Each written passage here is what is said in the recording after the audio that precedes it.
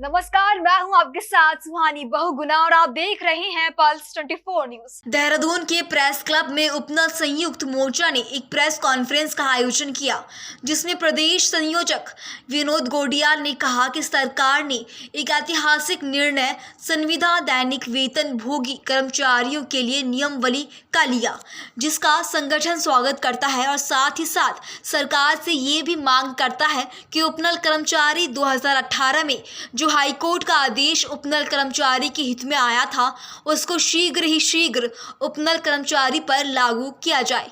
उन्होंने कहा कि उपनल कर्मचारी बार बार अपनी न्याय उचित मांगों के लिए सीएम के साथ साथ सैनिक कल्याण मंत्री और मुख्य सचिव सैनिक कल्याण सचिव से अपनी विषय पर बात रख चुके हैं, लेकिन इस तरह से उपनल कर्मचारी को नजरअंदाज करना संगठन इसका विरोध करता है।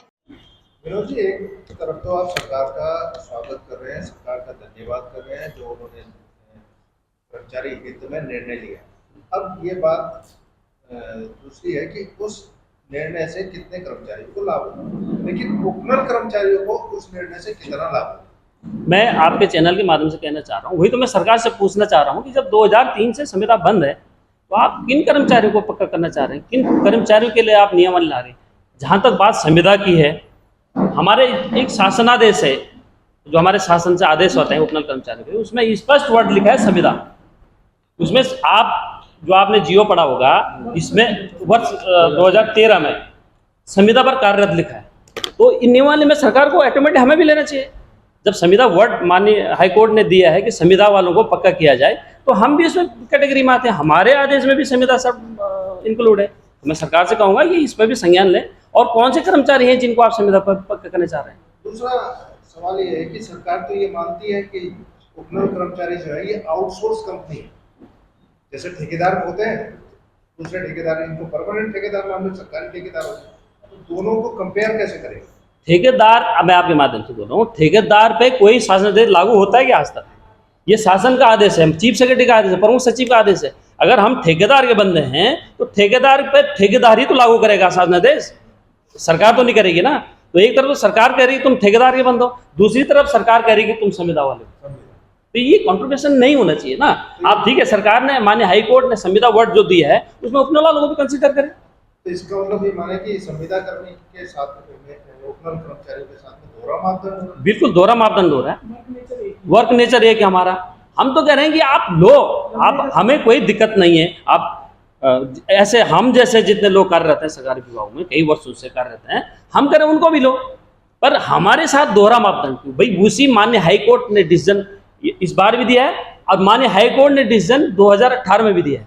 कोर्ट तो एक ही, आपने दोहरा मापदंड बता दिया। हमारे में जो डिसीजन लागू हुआ उसके तो आप SLP लेके माननीय हाई कोर्ट चले गए, सुप्रीम कोर्ट चले गए, जिसमें आप लाखों खर्च कर रहे हैं, और आज जो माननीय हाई कोर्ट ने डिसीजन दिया उसको आप कंसिडर कर रहे हैं। तो दोहरी मैं इसको दोहरी नीति मानता हूँ सरकार। जी, आप कह रहे हैं कर्मचारियों की बात, जो आपने आयुर्वेदिक की बात की, वहाँ तो कोर्ट का भी आदेश आ गया, उसके आदेश के बाद भी उन्होंने ज्वाइनिंग नहीं दी। नहीं, तो कैसे पुष्टि करेंगे कि कोर्ट में जाने के बाद भी या ये सारी चीजें के बाद भी सरकार ये नीतियां जो है किन लोगों के लिए ला रही है? देखिए साहब, मैं आयुर्वेदिक की बात करूं, वहां तो नर्क है, वहां माननीय मुख्यमंत्री जी का डिपार्टमेंट वो है, और वहां विगत 1 साल से हमारा धरना प्रदर्शन चल रहा है। कर्मचारी त्रस्त हैं, वहां के जो मठाधीश बैठे हैं, जो BC साहब बैठे हैं, जो रजिस्ट्रार है तो रजिस्ट्रार साहब नहीं आ गए, हमारी उनसे भेंट वार्ता हुई, उन्होंने उन पीड़ा समझा उनका, जबकि शासन ने स्पष्ट आदेश दिया था कि 84 लोगों को आप नियुक्ति दीजिए और उन्हीं लोगों को दीजिए जो वर्षों से वहाँ कर रहते हैं।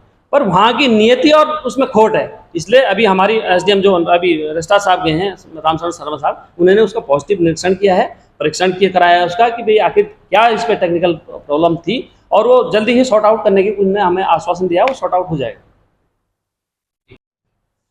आज इस प्रेस वार्ता में शुरू करें। आज इस प्रेस वार्ता में समस्त प्रिंट मीडिया, इलेक्ट्रॉनिक मीडिया, समस्त पत्रकार बंधुओं का हार्दिक स्वागत एवं अभिनंदन। जैसा कि आप लोग बिगी हैं कि एक माननीय हाई कोर्ट ने एक ऐतिहासिक फैसला हमारे उत्तराखंड सरकार को दिया है कि जो भी 10 वर्षों से कार्यरत सरकारी विभागों में कार्यरत हैं उनको आप परमानेंट किया जाए। मैं उस फैसले का स्वागत करता हूं, और मैं माननीय मुख्यमंत्री जी का भी धन्यवाद करना चाहता हूं कि माननीय मुख्यमंत्री जी ने उस फैसले को लेकर के तुरंत कैबिनेट की और उसमें कैबिनेट के माध्यम से माननीय मंत्रीगणों के माध्यम से उसमें सहमति भी जाहिर की गई। मुझे तो शक था कि कहीं माननीय मुख्यमंत्री जी उसको भी SLP लेके कहीं सुप्रीम कोर्ट न चला जाए, पर धन्यवाद माननीय मुख्यमंत्री जी का। मैं उसका स्वागत करता हूं कि वो ऐतिहासिक फैसला जो माननीय हाई कोर्ट ने दिया है कर्मचारियों के पक्ष में, वो भी हमारे भाई बंद हैं। मैं सरकार से एक क्वेश्चन पूछना चाह रहा हूं, एक प्रश्न करना चाह रहा हूं कि आप ये 10 साल वाले हैं लोग हैं, संविदा, कार्यरत, दैनिक वेतन, तदर्थ, आप इनको कौन से कर्मचारी हैं कि जिनको आप परमानेंट करना चाह रहे हैं? क्योंकि 2003 में 2 फरवरी 2003 में विभागीय संविदा पूर्ण रूप से बंद थी, जिसका कि शासनादेश हमारे पास जारी है। जो 2003 में लगे होंगे हमारे कर्मचारी, वो नियमावली 2011 में ऑटोमेटिकली 10 साल की नियमावली में परमानेंट हो चुके होंगे। मैं सरकार से पूछना चाह रहा हूं कि जब 2003 में विभागीय संविदा बंद है, दैनिक, तदर्थ, अंशकालिक सब बंद हैं, तो आप उन किन कर्मचारियों को पक्का करना चाह रहे हैं? सरकार दोहरी नीति जो अपना रही है उपनल कर्मचारियों के साथ, मैं आपके माध्यम से कहना चाह रहा हूं, वर्ष 2018 में माननीय हाईकोर्ट ने उपनल के पक्ष में एक आदेश जारी किया था कि उपनल कर्मचारियों को चरणबद्ध तरीके से नियमित किया जाए और जो 10 वर्ष एक अनुमानित सरकार को नियमावली बनाने के लिए आदेश किया था और समान कार्य समान वेतन के लिए भी आदेश किया था कि समान कार्य समान वेतन दिया जाए और इनकी जो हमारे वेतन से GST कटता है उसको बंद किया जाए।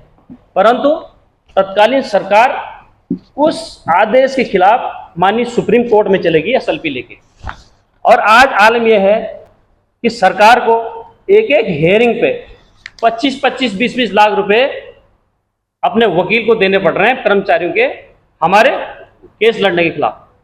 तो सरकार दोहरी नीति क्यों अपना चाह रही है? मैं तो सरकार से पूछना चाह रहा हूं कि जब वही आदेश माननीय हाई कोर्ट ने 2018 में हमारे पक्ष में दिया, तो सरकार क्यों SLP लेके चलेगी? नज़र आती है जो हमारे आयोग हैं, जैसे सफाई कर्मचारी आयोग है, अनुसूचित जाति आयोग है, पिछड़ा वर्ग आयोग है, वो पार्टी मंच ना बनाए सरकारें। कांग्रेस अपने नेताओं को भेज देती है, BJP अपने नेताओं को भेज देती है, वो समाज की चिंता कम पार्टी की ज़्यादा करते हैं। तो वो ऐसे एक सिलेक्शन के द्वारा सेलेक्टेड लोगों का आयोग होना चाहिए और उसको अधिकार होना चाहिए। आज जब हम बात कर रहे हैं तो देश का सबसे जो वर्ग को भटकाया जा रहा है RSS द्वारा, उसमें सफाई कर्मचारियों को सबसे ज़्यादा मार पड़ी है, वो सबसे ज़्यादा उनकी हत्याएं हुई हैं, सबसे ज़्यादा वो मेन हॉलों में जाकर के मर गए हैं। आधुनिक भारत में यदि मशीनी युग आ चुका है तो उसमें भी सफाई कर्मचारी को सीधे बिना किसी उसकी सुरक्षा के उपकरणों के उनको मेन हॉल में उतार दिया जाता है। मुद्दे पे आते हैं, जो ये बाल बंद का आप लोगों ने आह्वान किया है, उसको सफल बनाने के लिए क्या तैयारी? देखिए, भरपूर तैयारी है हमारे इसमें। लगभग जो मैंने बताया 30 संगठन अलग अलग क्षेत्रों से, देहरादून से जब ये परेड ग्राउंड में पहुंचेंगे तो, लेकिन सब अनुशासन से चलने वाले लोग हैं। इसीलिए हमने कहा है कि सरकार उनकी सुरक्षा भी करे। असामाजिक तत्व आ सकते हैं उसमें, तो हमें डर है, हमने अपनी तरफ से भी प्रयास कर रहे हैं कि उनको दूर रखा जाए।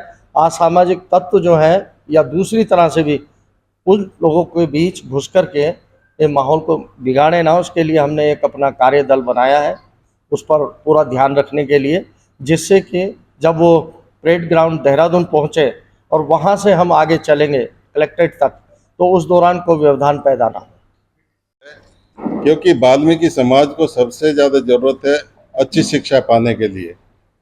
आर्थिक अभाव के कारण वो अच्छी शिक्षा नहीं। हम सरकार से अनुरोध करते हैं कि वाल्मीकि समाज या और जो ऐसे समाज हैं जिनके पास अच्छी शिक्षा नहीं है, वो एक स्पेशल प्रोविज़न करके हॉस्टल में रखा जाए और स्कूल ऐसे एक्सक्लूसिवली फॉर वाल्मीकि समाज के लिए बनाया जाए, जिसमें कि एक अच्छी शिक्षा का प्रावधान हो। हम चाहते हैं कि इक्वल एंड कंपलसरी एजुकेशन हो, जिससे कि गरीब का बच्चा भी वैसी एजुकेशन ले सके जो प्राइवेट में एक करोड़पति का बच्चा एजुकेशन ले रहा है। तो सरकार की जिम्मेदारी है कि उनको अगर जो आरक्षण का फायदा देना है तो उनकी शिक्षा के अच्छे शिक्षा के प्रोविजन अच्छे करने पड़ेंगे जिससे कि वो आगे बढ़ सके।